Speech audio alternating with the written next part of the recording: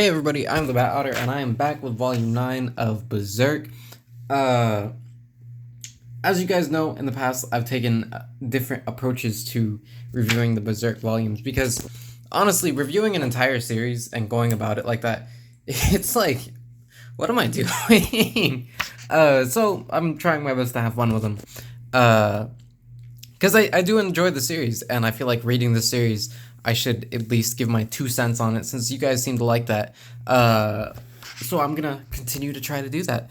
So this one, we're gonna start off whenever they're going straight into the Trolls Den. They already did the whole thing in Enoch Village. The village gets flooded, everybody claps. And now they're gonna go save Farnese and Casca.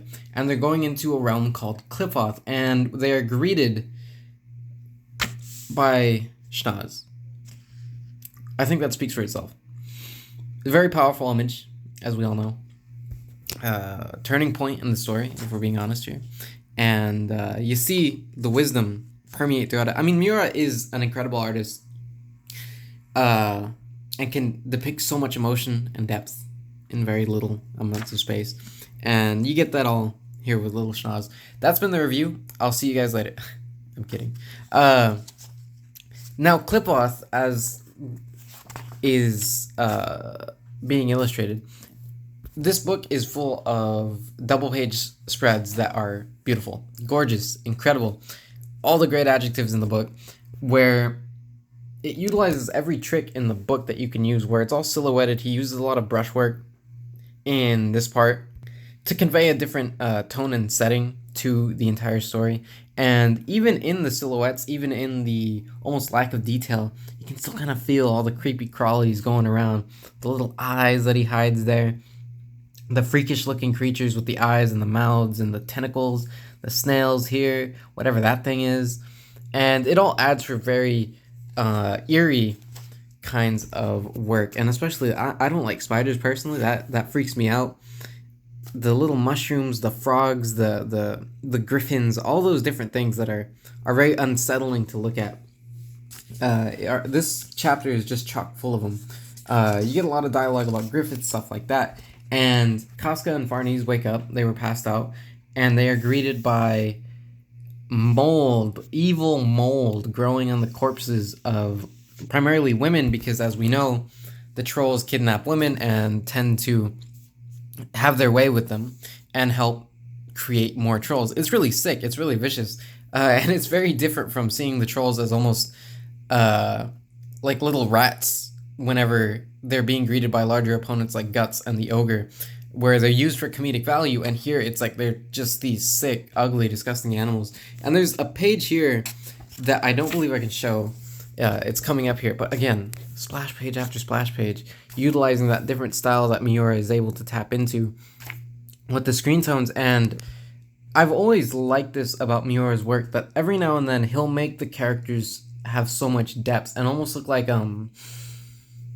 statues, where it feels like you could rub your hand across the page and you can feel their indentation in the page because of how much depth he adds to them by using the screen tones and a slightly different style of line work.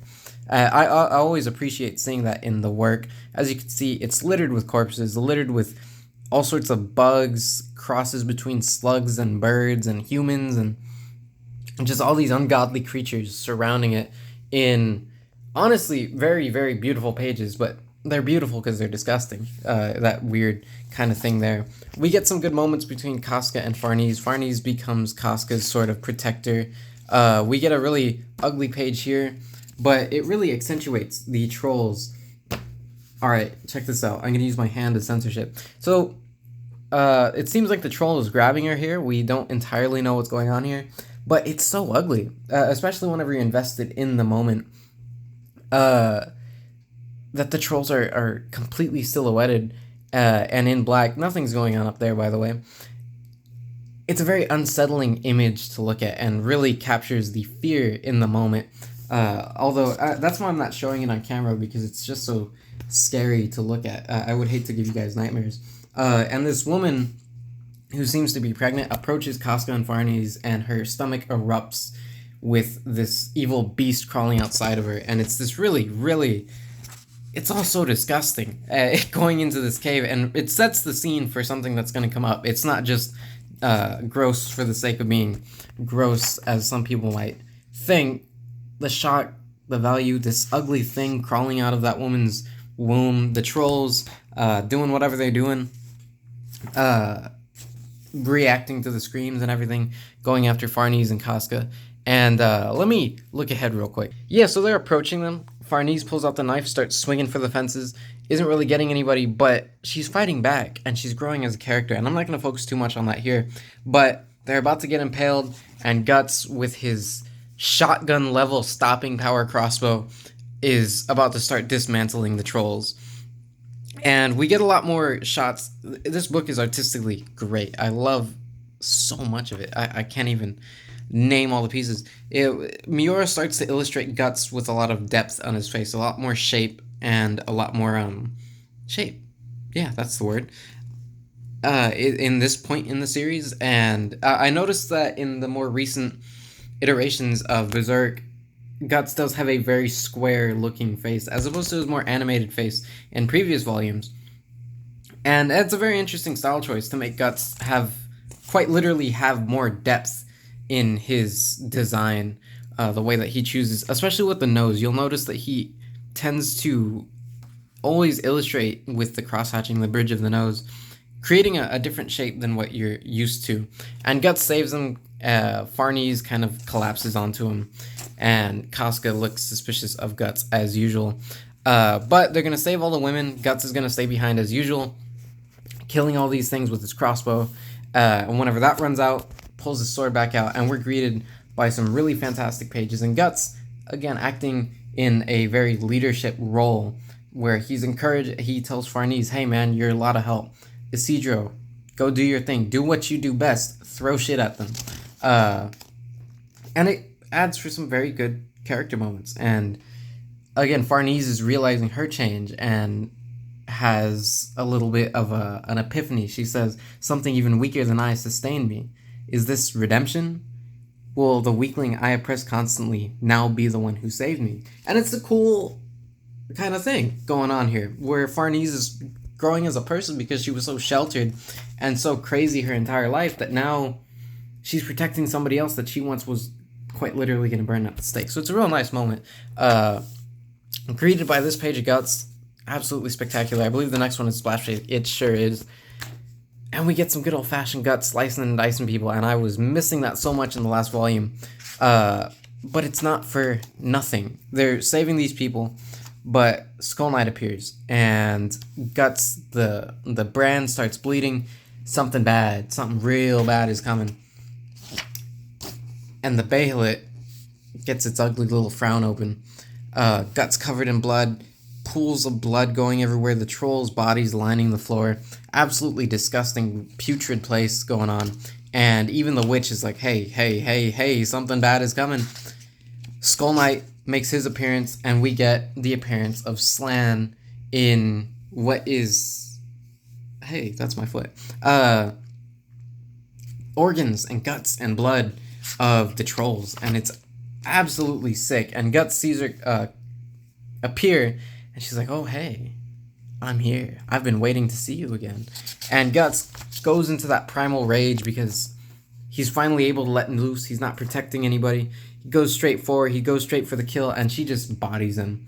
Slams him into all this blood and guts, all this disgusting, nasty stuff, drenching him in it, bringing him in real close. And she is the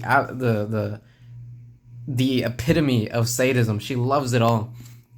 And she says, oh, your anguish, your rage, let me feel all of it. I knew that you were going to come here. Let it all loose. And Guts is doing exactly that. And we're greeted by Skull Knight. Skull Knight comes around, and she just starts torturing Guts. She knows that he could take it. And it's this nasty scene. She tears off his armor, slicing him across the chest, slicing him across the back, holding him up in this absolutely not terrified, but terrible, tortured state. It's so ugly. I love it. Skull Knight appears and is like, hey, that's pretty rude of you to do. You should stop that. And I want to kill you too. Whereas Guts is kind of just dying there. So Guts uses his arm to blow a hole through her, and she completely writes it off entirely. She likes it. She likes the pain. He blows that hole in her, even in his disgusting state that he's in.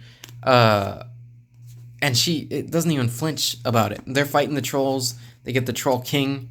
And she just wants him. And you could read the innuendo for yourself. With that sword of yours, it could be... Oh, that's Skull Knight talking.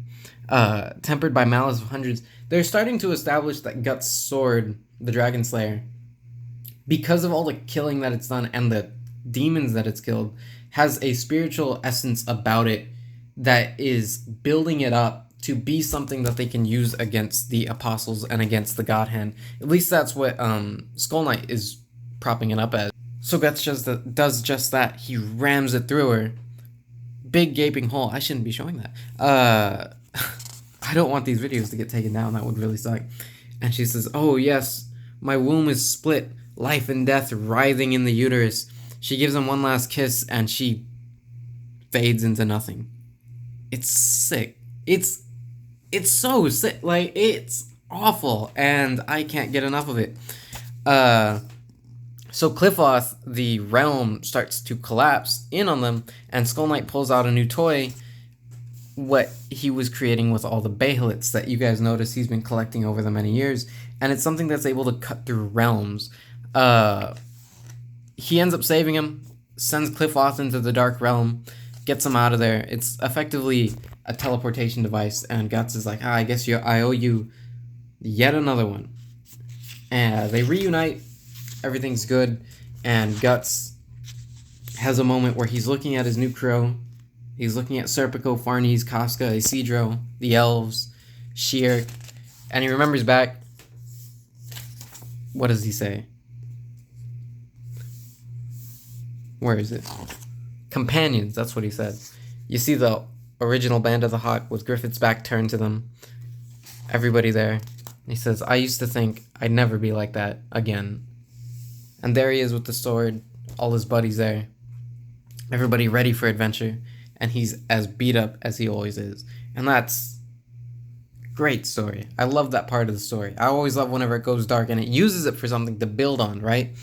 So that's where I'm going to end the video. There's more to be had at the original Witch's Hut, but I'll save that for the next one. Gets the armor in the next one as well. Hope you guys enjoyed the video. Tell me what you think. As usual, be sure to subscribe to my channel, like the video, and follow me on Instagram. That's where I post all my artwork, and anywhere you might see me around South Texas, as well as the book that I'm working on. All the updates, everything that you might want, it's all going to be there, so go check it out. See you guys in the next video.